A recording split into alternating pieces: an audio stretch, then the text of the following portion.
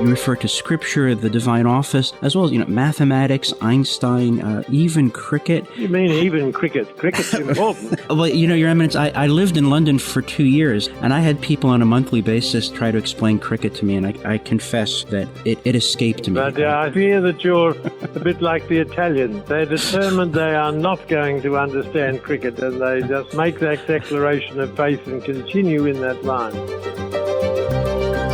Praise be Jesus Christ. This is Father Robert McTigg of the Society of Jesus, your daily host for the Catholic Current, where we bring Christ to the world and the world to Christ. You're listening to us in the Station of the Cross Studios, your local radio station, and the iCatholic Radio mobile app, where we proclaim the fullness of truth with clarity and charity. As always, let's start with prayer. In the name of the Father, Son, and the Holy Spirit. Almighty God, through the intercession of St. Ignatius Loyola, we ask that you pour forth your Holy Spirit upon us, a spirit of discernment, that we might hear your voice and obey your command. In the name of the Father, Son, and the Holy Spirit. Well, friends, most of the listeners here at the Catholic Current are Americans, and we're going to talk about American politics, not from a partisan point of view, of course. That's not my interest. One of the reasons I followed politics ever since I was in high school was I said, I want to see how my money is spent. And that's what we're going to talk about in the first half of today's show. Our guest is a researcher. He's worked as legislative director to Senator Ron Johnson and senior policy advisor to former Senator Jim DeMint. And he is behind a website that we're going to recommend to you called porkmap.com. Tom Jones, welcome to the Catholic Current. Hey, thanks so much for having me. I appreciate it. Tom, just to be clear, by pork you mean the euphemism for political spoils and not bacon. Tell us about what you're finding in your research and why should we be concerned? Sure. So what we're finding is, unfortunately, what we found 10 years ago when I worked on Capitol Hill is that there's a number of members of Congress who have decided that the federal treasury is kind of their own personal piggy bank to dole out political favors to powerful constituencies in their community. We went through this, the 2000 to 2010 timeframe where we had these massive wasteful projects, indoor rainforests in Iowa, bridges to nowhere in Gravina, Alaska, teapot museums, these wasteful projects that members would give away to the constituents in their community who were powerful and influential. But the projects were extremely wasteful and of no interest to most Americans. And unfortunately, what we saw is at the beginning of this Congress, Democrats, joined by a number of Republicans, decided to bring this practice back.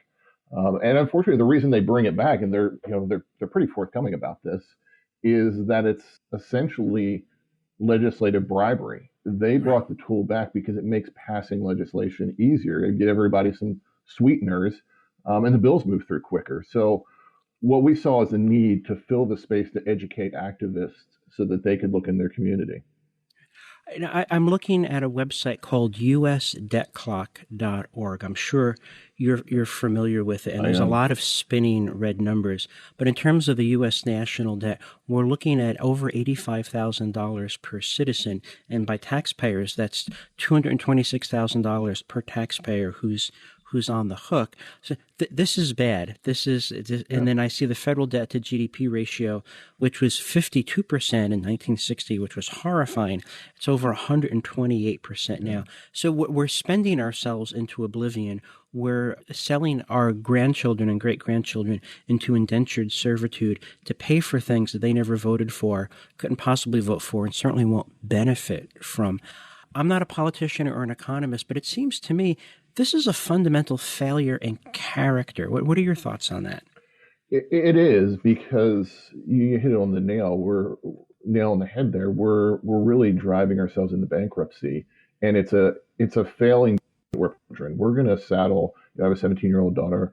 We're going to saddle her kids with this debt that's going to be unsustainable. They're not going to be able to live out their dreams because they're going to be servicing debt that we sold to the Chinese government because we wanted wasteful projects in, Alaska and Washington State and California, instead of making prudent decisions, instead of being thrifty and thoughtful, the values that we kind of try to ingrain in our children of, looking over the horizon, planning for tomorrow. We're putting today's kind of political pleasure ahead of really long-term sustainable governance. I remember the good old days when the debt was only $15 trillion, and we thought that was outrageous. I remember those days. Gosh, it takes you back. I remember a balanced budget. I worked, when I first started on the Hill, we actually had a balanced budget one year. It was, we thought we were turning a corner. Unfortunately, we didn't. It's so much easier to spend than it is to make wise, thoughtful, sometimes difficult decisions. And it's what our lawmakers are doing now. And by reinstituting earmarks, it's making the hard decisions even harder, because who's going to vote against some project that they promised to some, pickleball court in Vermont, for example? Like, and you promised that to a senior citizen home. Like, who's going to vote against that? Right.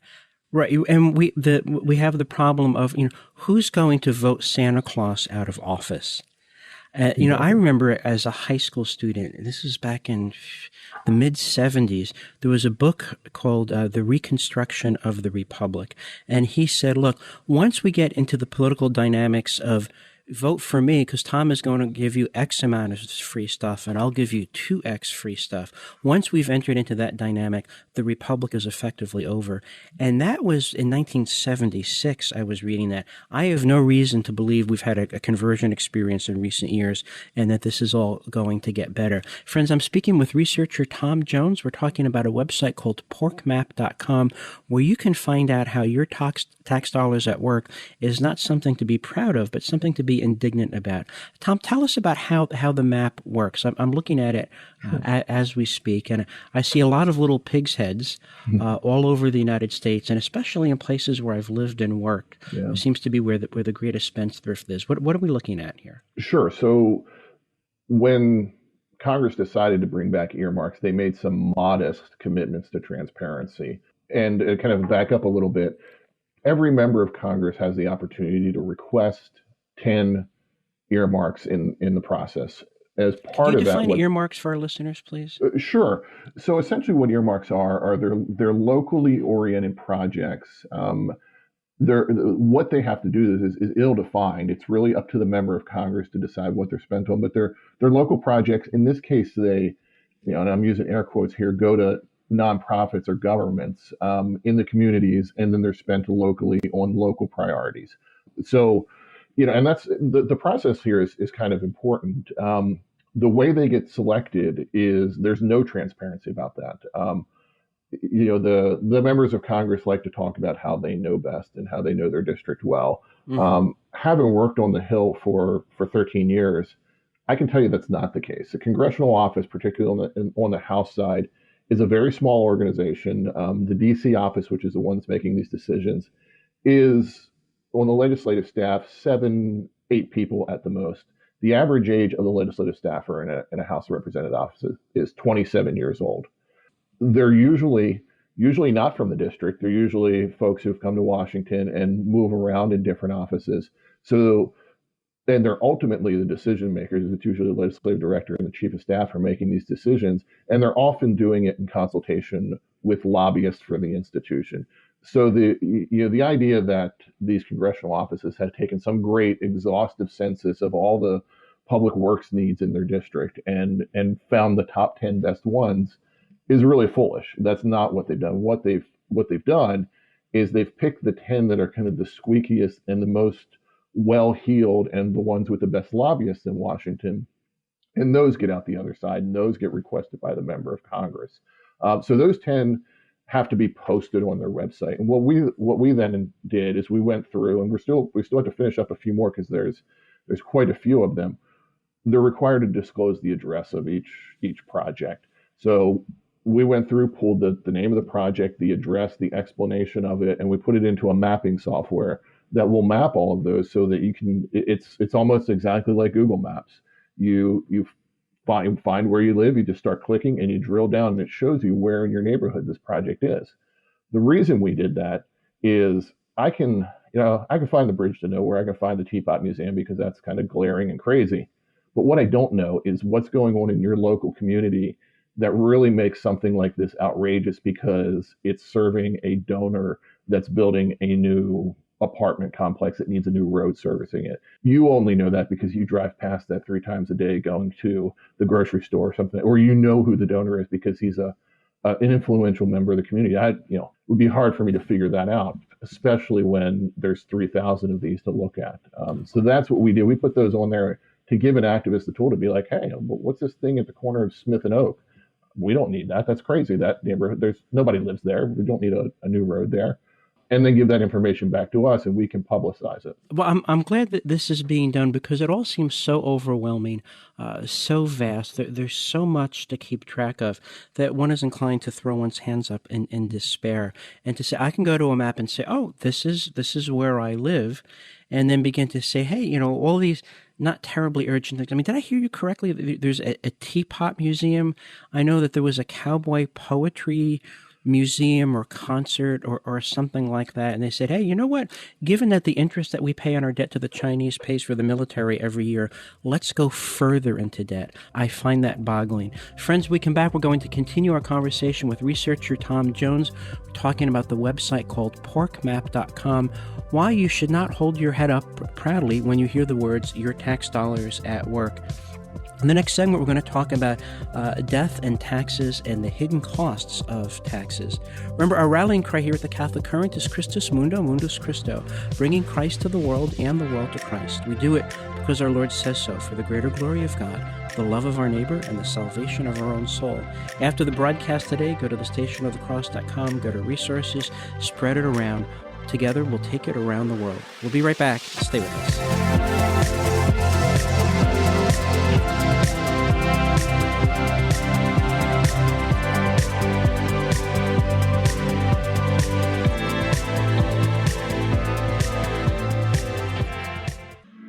You're listening to The Catholic Current with Father Robert Matej from the Station of the Cross Catholic Media Network. Stay connected with the show, our guests and topics, by following the show on Twitter and Gab. Just search for The Catholic Current. Praise be Jesus Christ. This is Father Robert Matej of the Society of Jesus, your daily host for the Catholic Current, where we bring Christ to the world and the world to Christ. You're listening to us from the Station of the Cross Studios, your local radio station, and the iCatholic Radio mobile app, where we proclaim the fullness of truth with clarity and charity. What do you hear when you hear the words, your tax dollars at work? I'm working right now with Tom Jones. He served as legislative director to Senator Ron Johnson, senior policy advisor to former Senator Jim DeMint, and now one of the animating actors behind porkmap.com to see how your tax dollars are being spent. You'll want to stay with us for the whole hour. In the next segment, we're going to welcome Paris Dennard, a political and social commentator, who's going to be talking about how the present administration is spending your tax dollars to murder children in the womb. You're going to be wanting taking notes for that. Tom, you've heard the old joke about, the only thing inevitable is death and taxes. I'm sure you've heard about Tax Freedom Day. Can you fill us in, or the listeners who might not be aware of that? Sure, it's a pretty straightforward proposition. You calculate the amount of taxes you have to pay to operate the federal government, and then figure out how many days a year you have to work before your paycheck actually goes into your pocket and not Uncle Sam's. And unfortunately, it's been drifting farther down the calendar each year. Right, and I know that the last data I was able to see for the United States was 2019. That you were based everything you earned between January 1 and about April 16th, 17th belongs to Uncle Sam. In the United Kingdom, the Parliament, you work to pay Parliament until the end of May. And that's the latest date of tax freedom in the United Kingdom since it started collecting data over 30 years ago.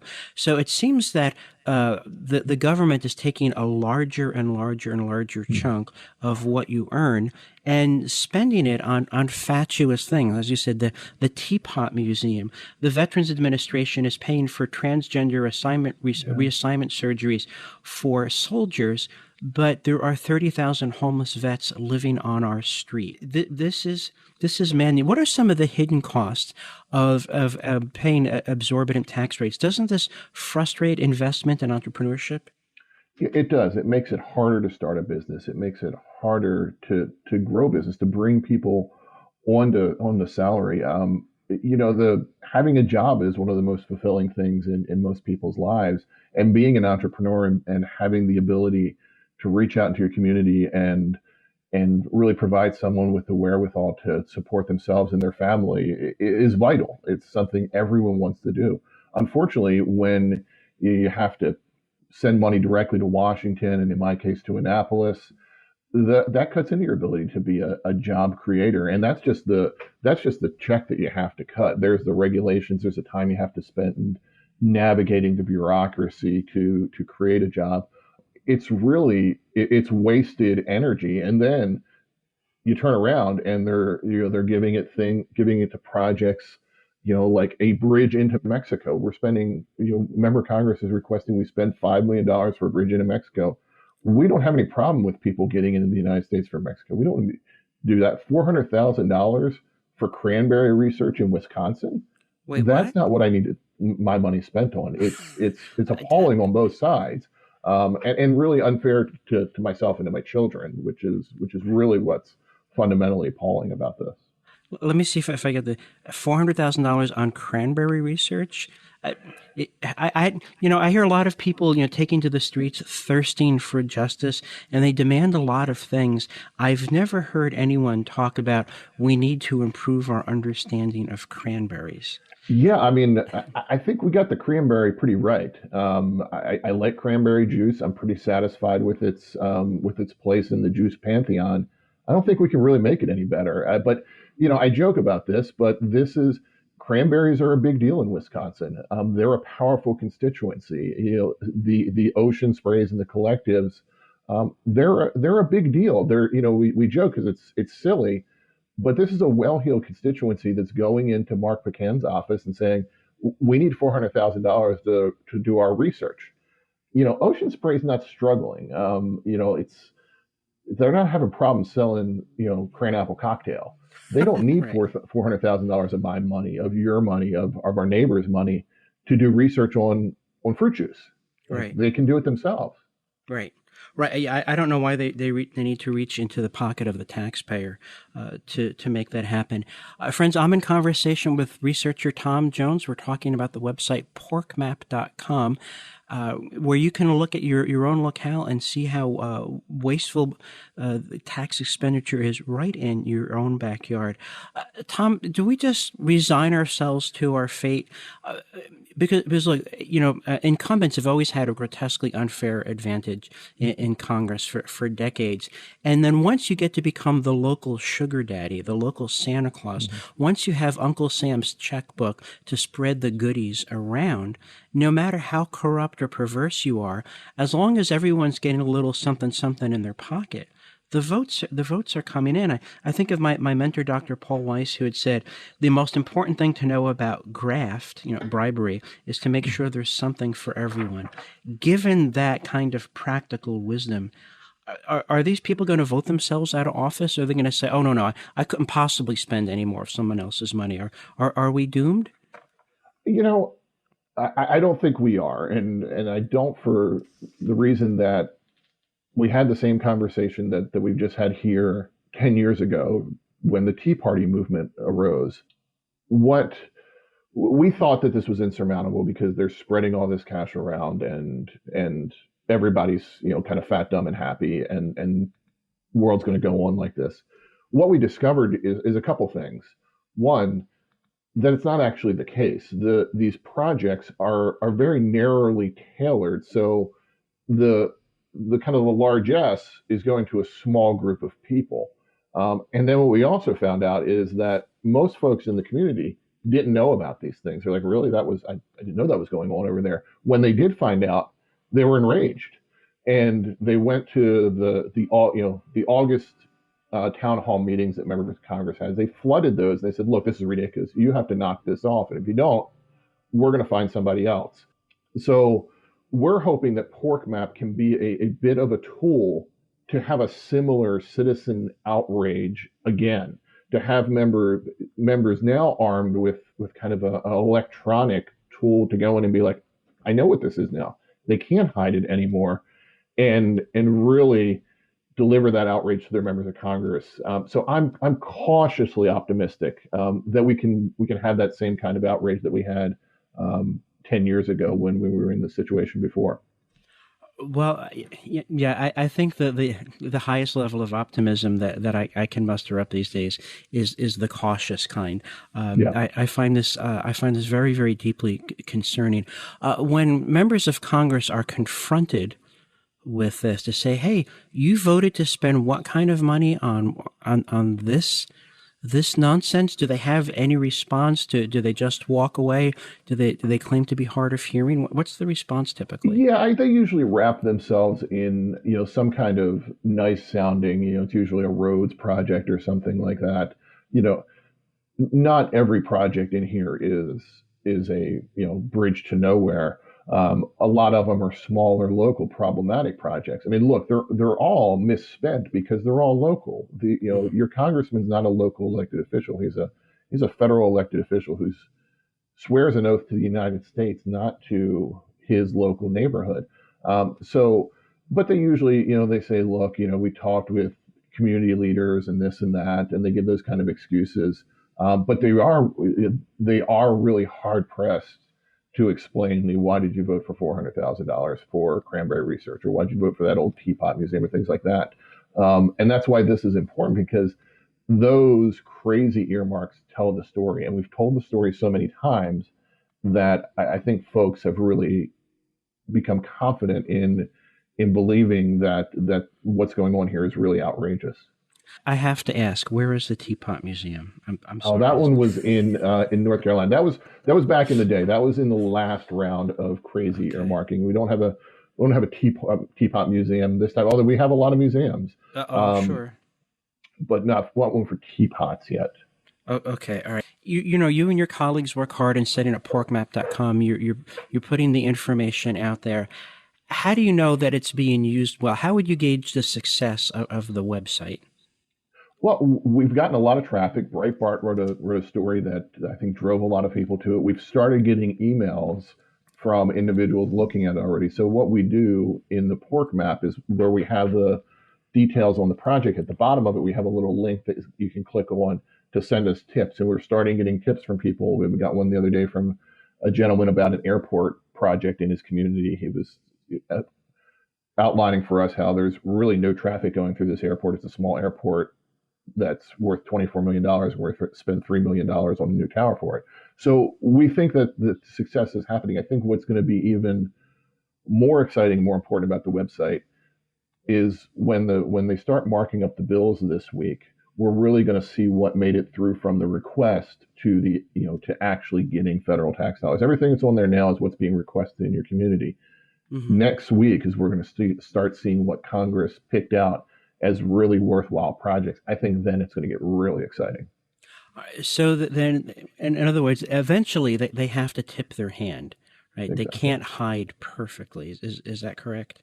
Exactly. Yeah, there's going to be a vote on the floor of the House of Representatives, and every member is going to have to put their card in the little machine and vote yes or no. And they're going to own every one of these 300 or 400 earmarks in each bill. They're going to have to explain to their constituents why the Cranberry Research Station or the pickleball court was more important than funding for homeless veterans or some other funding in the legislation. Well, again, I've been following politics since I was in high school. I lived in Washington, D.C. for 10 years. I really shouldn't be surprised or scandalized anymore, but I get frustrated, and I'm sure you get frustrated too. You spent more time in the belly of the beast than I ever did. Why do you continue to try to fight the good fight? Why did you not give in to the snooze button this morning? Yeah, well, personally, I like it. Like, this is fun. I'm a research nerd. Like, I'm the kind of guy that sits in the stacks of the library and flips through things and enjoys that process. So personally, I like it. But look, at the end of the day, I'm committed to the values of conservative governance, of a limited government that provides for the needs to ensure the safety of my community, and that's important to me, and that's important to my children.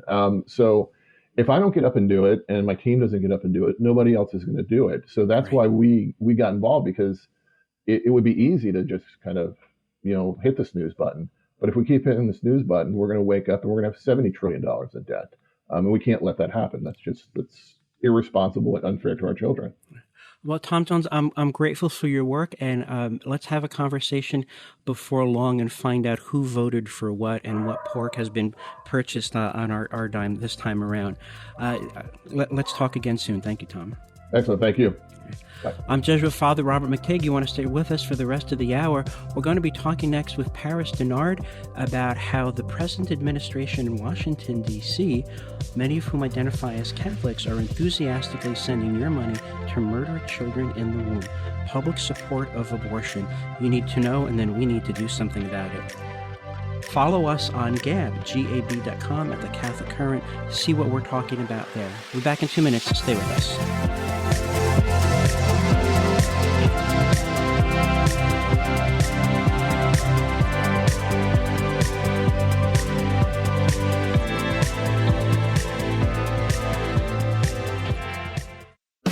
Jesus 911, now weekdays at 2 p.m. Eastern. My name is Jesse Romero. I'm a retired Los Angeles cop. I'm a Catholic lay evangelist. My show on spiritual warfare is called Jesus 911, where you got 3 retired LA cops, Ruben Nava, Eddie Chavez, talking about the Catholic faith and teaching you spiritual warfare, how to defend yourself against the devil, the world, and the flesh. Catch the Soul Patrol, Jesus 911, 2 p.m. Eastern, 11 a.m. Pacific, on the Station of the Cross and the iCatholic Radio mobile app. This is the Catholic Current from the Station of the Cross Catholic Media Network. Catch up on an episode you've missed or share them with your family or friends. The Catholic Current is podcasted wherever you enjoy listening. Apple Podcasts, Google Play, Spotify, Stitcher, TuneIn, and the iCatholic Radio mobile app.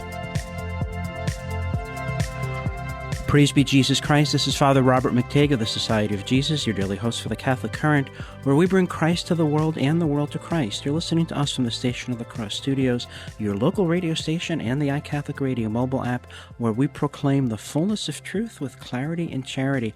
Today we've been talking about indefensible tax dollar spending. We began the show with Tom Jones, who works with porkmap.com, showing how federal money at an epic level is financing nonsense things like teapot museums. Now we're going to get really serious and talk about federal dollars going to support abortion, which most of our listeners, of course, would find profoundly offensive.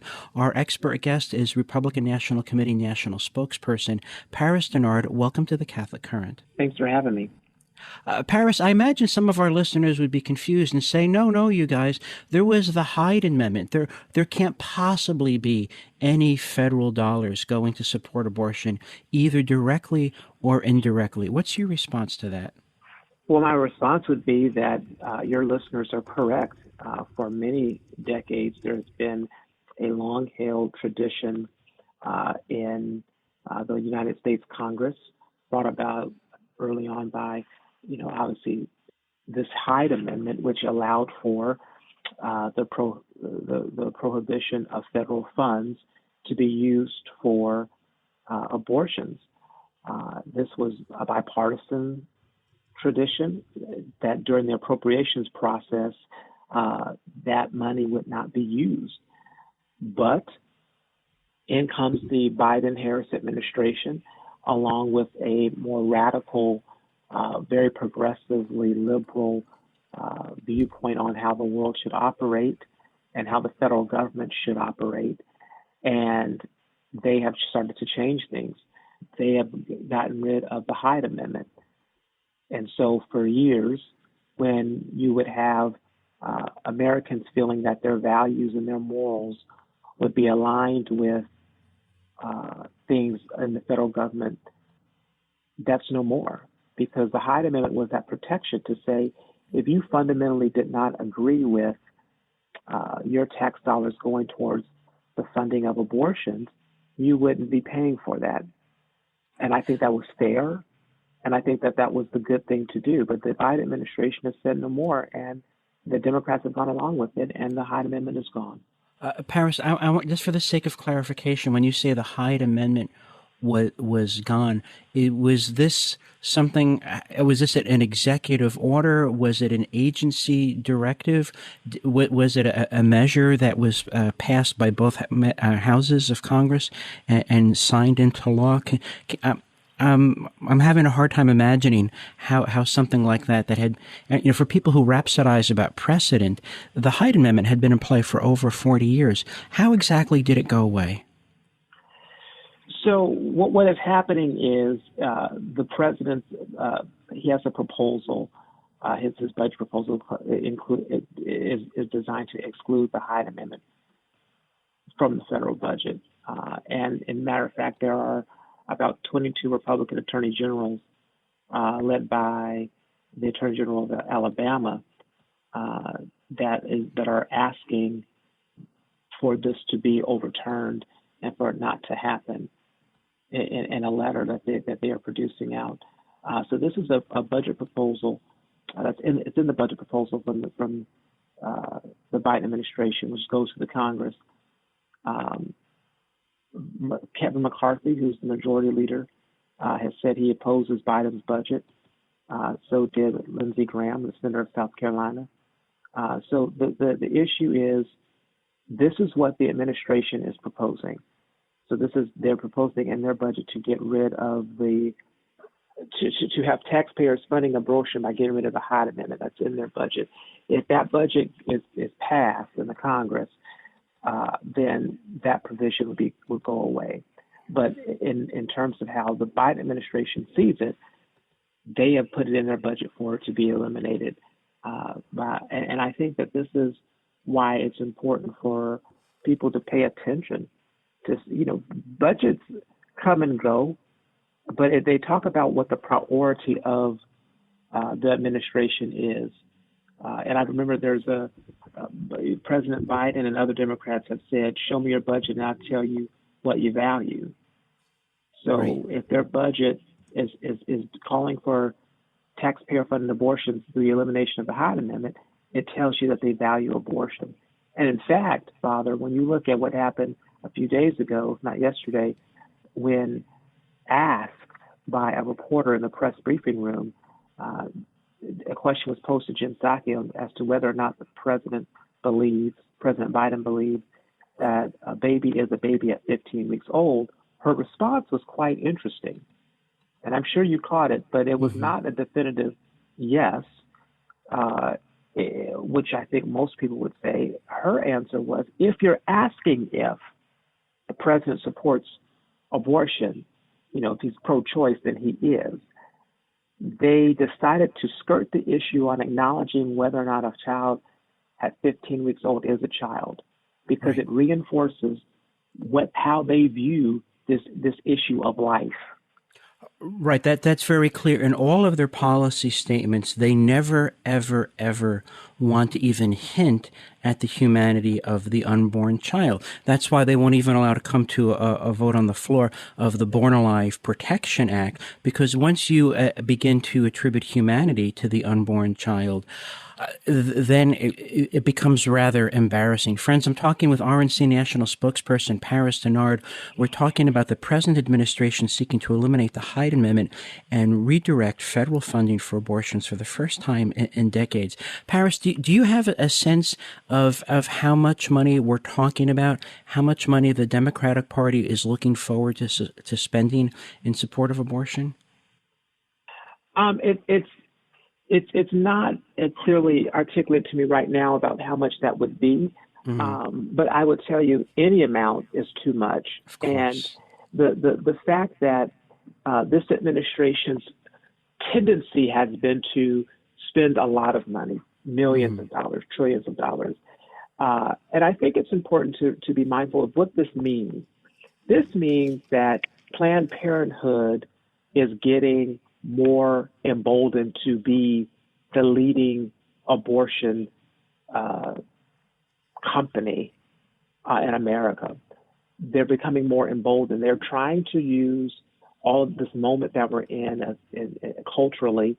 They have recently denounced Margaret Sanger from being on a building, I believe, in New York, her name being associated with them. But it doesn't erase what Margaret Sanger stood for and what her aims were and still are today. And when you look at the implementation of where these abortion clinics are. And so when you have a supporter like the Biden-Harris team in the White House who 100% stands with Planned Parenthood, and you have radical Democrats, progressive liberals on the in the United States Congress who are being funded by and supported by Planned Parenthood, then you go into this this quest to have judges that are pro-abortion judges, because the Democrats like to have a litmus test on this singular issue for judges. And there's been a push right now from the more progressive leaders in the Congress and organizations to have Joe Biden start to push more and more federal judges to get them on the bench, while they have, the 50-50 Right. split in the Senate, because they want to get these judges in there. And this is also why you see a push on the Democrat side to push out Justice Stevens, because they want to have that seat filled by a young, liberal, progressive judge who will undoubtedly be a pro-abortion judge, be an be someone that is supportive of Roe v. Wade. Make no mistake about why they're trying to push to have this done right now. So I think your listeners should start to pay attention to what's happening. First, you start with go back to see how much Planned Parenthood supporting this administration and how much support they're giving Democrat candidates.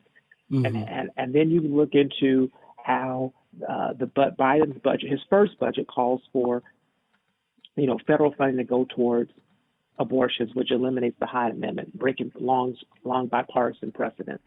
And then you look at the quest for the push for to have more federal judges that are liberal on the bench. And then you look at what's happening with court packing, that right. issue of having more Democrats liberals on the bench, and then the push to have the judge, Justice Stevens, be pushed out early so that they can nominate somebody younger and undoubtedly more pro-life. This is an assault on faith.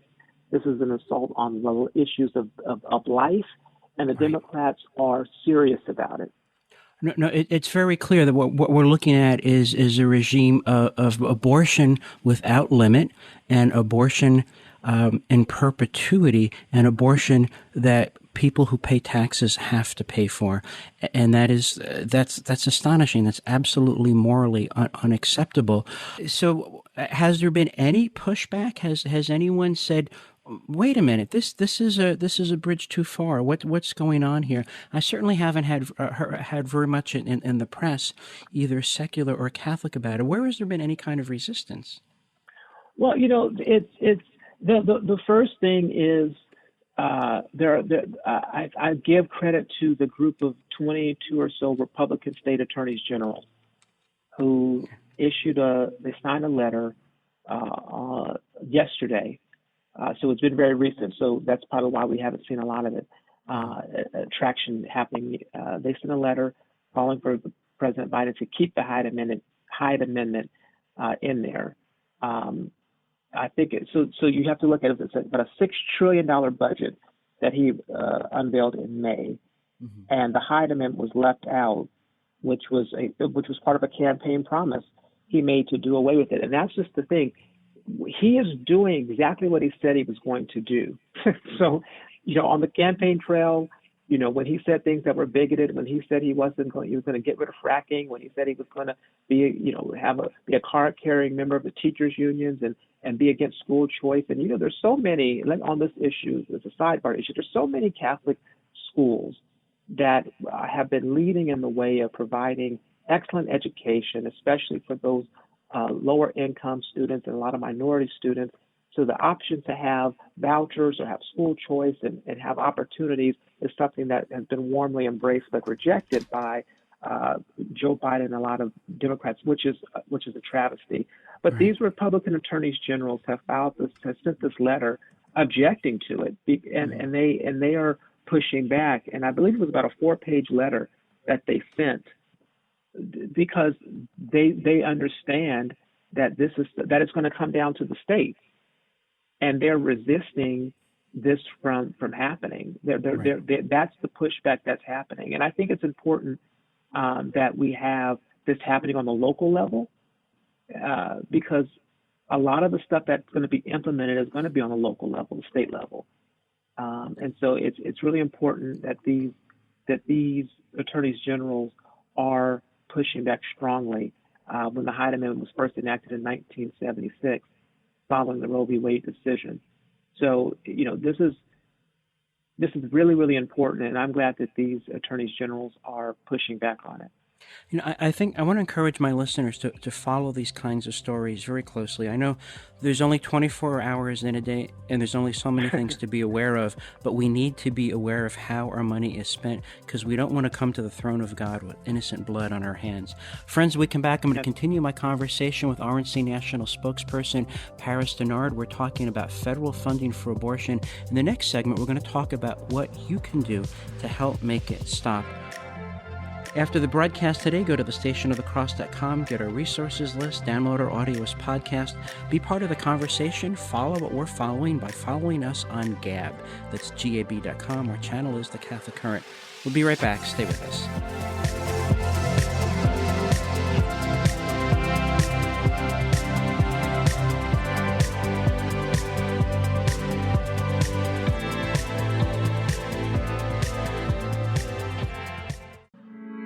After today's broadcast, go to the Catholic Current show page on thestationofthecross.com for info on today's guests, the show resource links, and to sign up for our weekly email of upcoming shows. Praise be Jesus Christ. This is Father Robert McTague of the Society of Jesus, your daily host for the Catholic Current, where we bring Christ to the world and the world to Christ. You're listening to us from the Station of the Cross Studios, your local radio station, and the iCatholic Radio mobile app, where we proclaim the fullness of truth with clarity and charity. My guest for the second half of today's show is RNC National Spokesperson Paris Dennard. We're talking about new attempts to provide federal dollars to support abortion.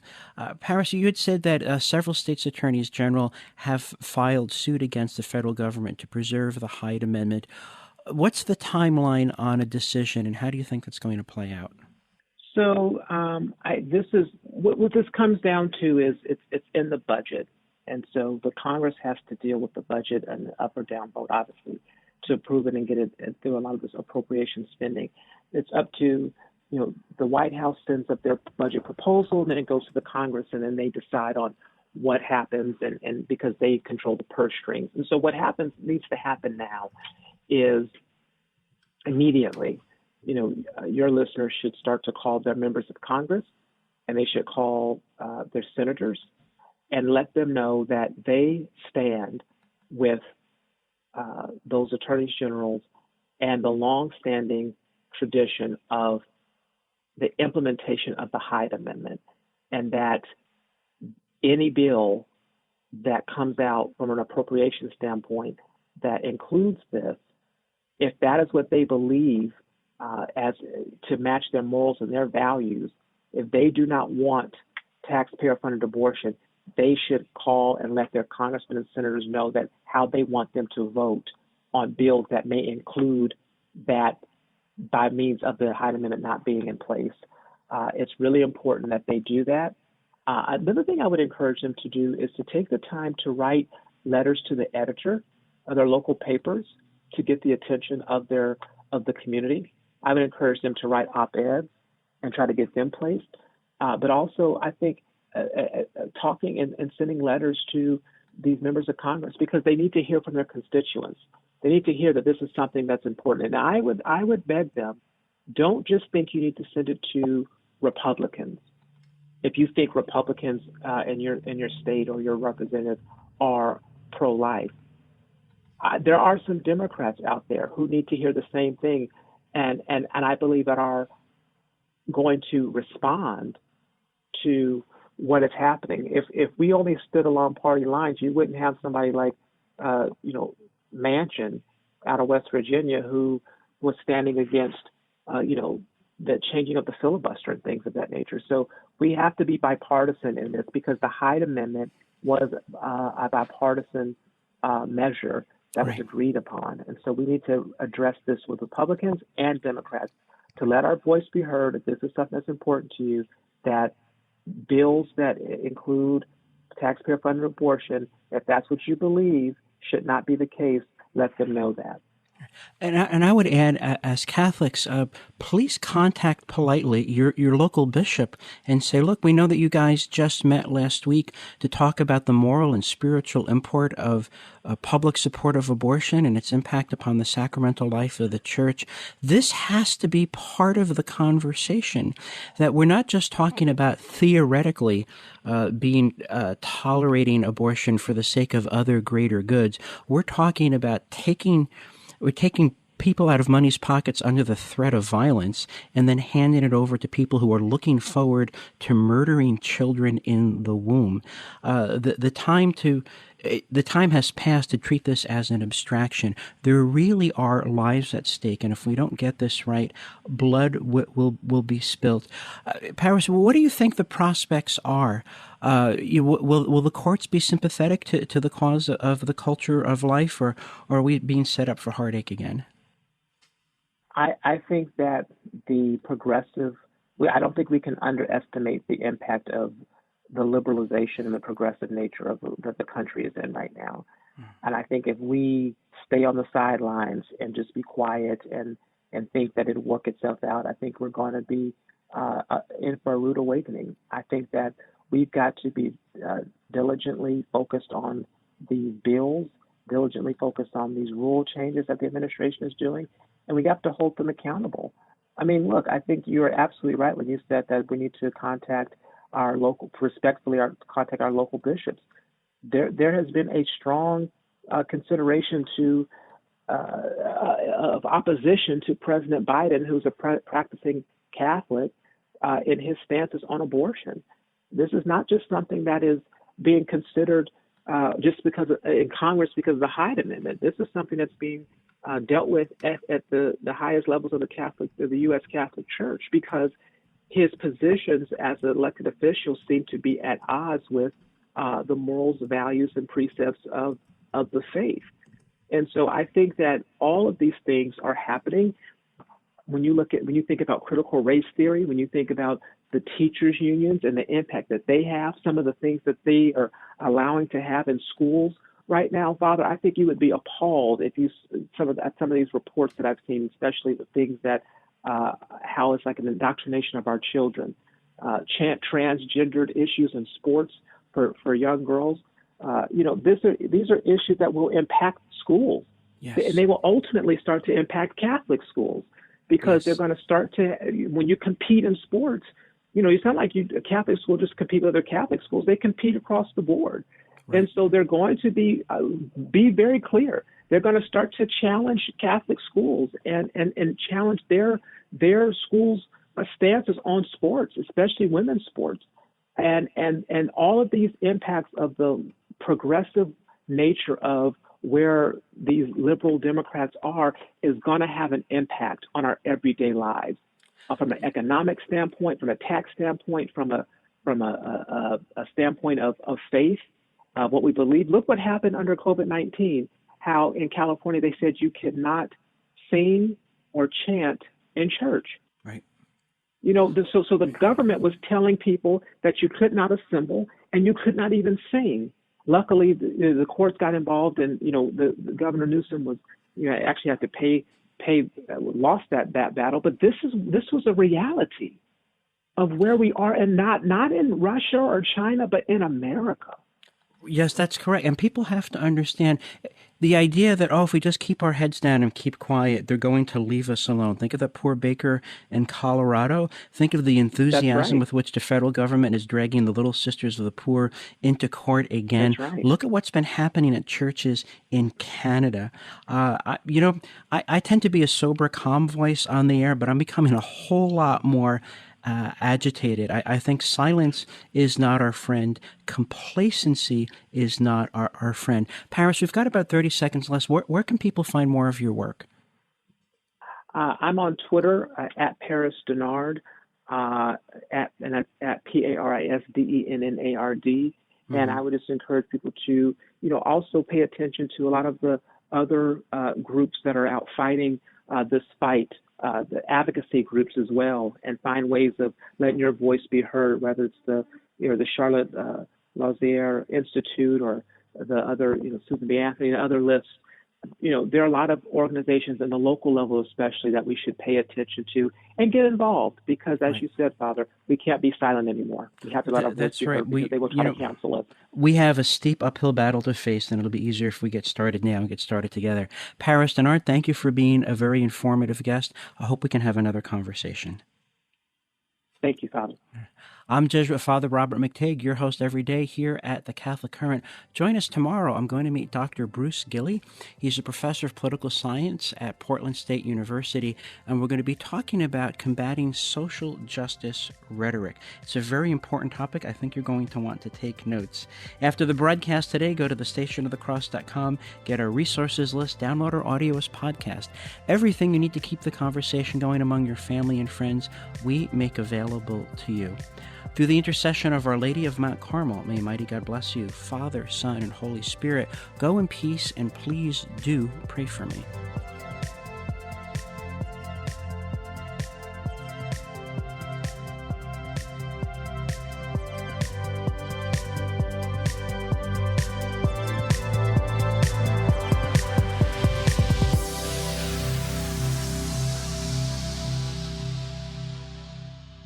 Thank you for listening to this podcast brought to you by thestationofthecross.com, a listener-funded nonprofit organization. If this podcast has helped you in your spiritual journey, please prayerfully consider donating at thestationofthecross.com by calling 1-877-888-6279 or through our free iCatholic Radio mobile app.